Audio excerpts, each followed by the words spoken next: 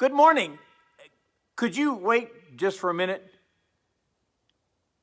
Boy, don't we hate waiting. I mean, that's one of the most terrible things.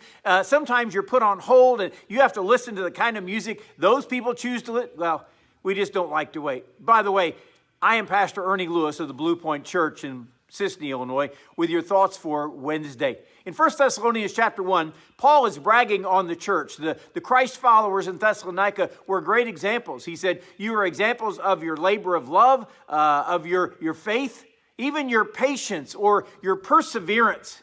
In verses 9 and 10, he says, I'm thankful how you turn to God from idols to serve the living and true God, and to wait for his Son from heaven, whom he raised from the dead, even Jesus, who delivered us from the wrath to come.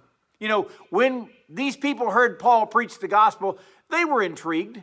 As a matter of fact, Paul says he stayed there 3 different Sabbath days and preached to the Jewish people and tell them that Jesus Christ was the Messiah, talked about his death on the cross and his resurrection from the dead. But once these people came to believe the message, it changed their lives. They became gospel witnesses all over the region where they walked. Paul even says, everywhere we go, we meet people who say, oh yes, I've heard this gospel from so-and-so from Thessalonica. The gospel is preached everywhere, he says. Man, can we say that about our own lives or our own testimony? He also recognizes their change of heart when they heard about Christ. How you turned to God from idols to serve the true and living God. Now that is a huge difference, to leave behind those idols that their family had always followed to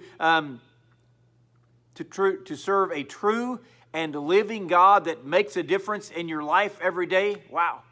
And now he says, you are also noticed for waiting for his dear Son from heaven. And this is the Son, by the way, whom he raised from the dead. The Easter story has made a difference in the lives of these people and should make a difference in our lives this week too.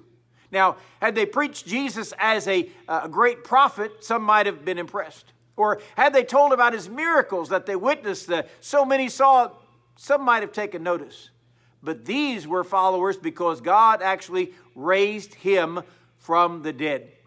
You know, so many people in this world today are following some great leader or will follow some great leader all through this life, and then when he or she dies, they will bury them in the ground forever. And some will continue to follow. But for Jesus Christ, he came out of that tomb and raised from the dead. These followers realized there's something vastly different about Jesus. By the way, the other thing that impressed them was Jesus did something for them. You know, you can talk about those miracles. Well, he healed some guy who was blind. Yeah, it doesn't mean much to me.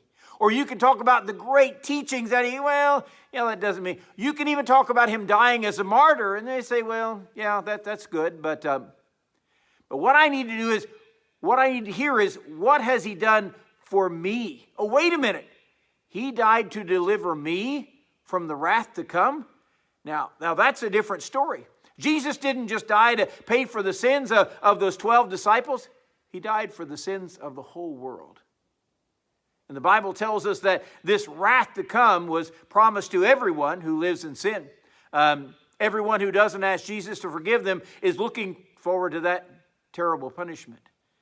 Oh, and these Thessalonians were also noteworthy because they were waiting. Don't you enjoy waiting? Oh, it gets so tedious. You sit in a doctor's office all morning long, but they were waiting because these people, they weren't just sitting around waiting for Jesus to come again. They were known for their labor of love while they waited. So how are we about waiting today? Knowing that Jesus has said, I'm coming again, are we preparing for that? Are we serving him? Not only being patient, not only being persevering, but continuing to serve the Lord every day, knowing that one day he is coming again. And we are going to wait patiently and continuing until he does.